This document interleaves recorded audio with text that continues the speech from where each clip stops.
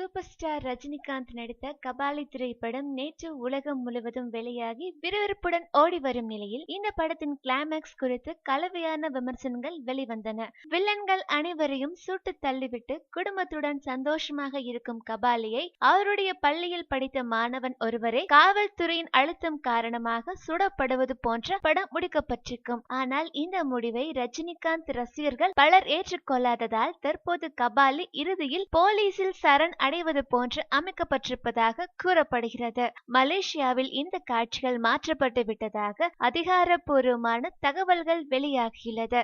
தமிழகத்திலும் இன்று அல்லது நாளை மாற்றப்படும் என தெரிகிறது. மேலும் சினிமா செய்திகளை உடனுக்குடன் தெரிந்து கொள்ள கீழே உள்ள சப்ஸ்கிரைப் பட்டனை அழுத்தவும்.